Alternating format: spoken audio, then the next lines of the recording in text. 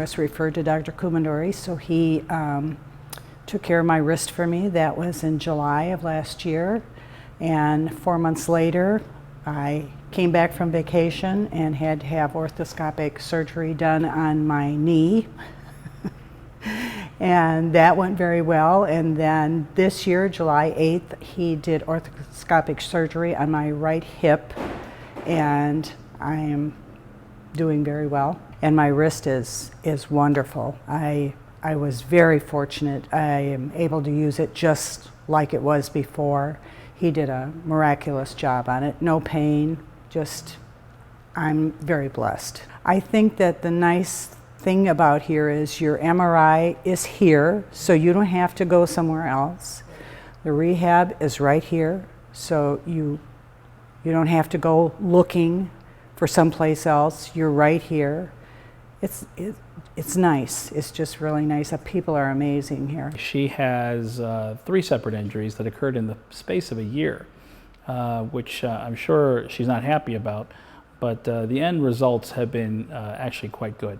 Deborah was putting her groceries away last July and apparently fell on her wrist, and this resulted in severe spraining of the wrist joint. She didn't break it, but what she did is she tore a cartilage within the wrist. She ended up having a wrist arthroscopy, which is an outpatient surgery that lets us clean up the inside of her wrist joint. She did fabulous. In about November or December of last year, she did something to her knee. Doesn't remember what she did, but locked up her knee, couldn't weight bear comfortably, couldn't straighten the knee comfortably, and had something stuck in her joint.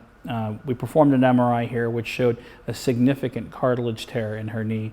Unfortunately, because the knee was locked and she couldn't really bend or flex or walk comfortably, it wasn't something you could rehab or live with. She ended up having an arthroscopy or a surgical procedure. Again, outpatient, took care of her cartilage tear.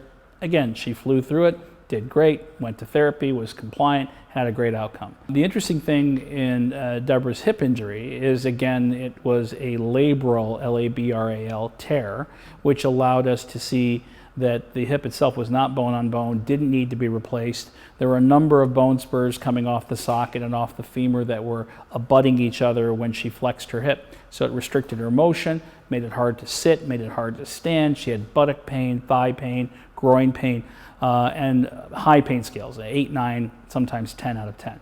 So an unlivable scenario. She's only about 2 months out from a hip arthroscopy, which allowed us to fix the labrum, remove the bone spurs, and get her walking again. And you couldn't find a more grateful person. She's gotten her life back and she's thrilled. I've told her this is it, no more 3 strikes, you're out. We've got to stop this meeting like this. But the cool part is not only did she get her hip back in terms of pain relief, I think we've done a good job of restricting the possibility that she'll need a future hip replacement.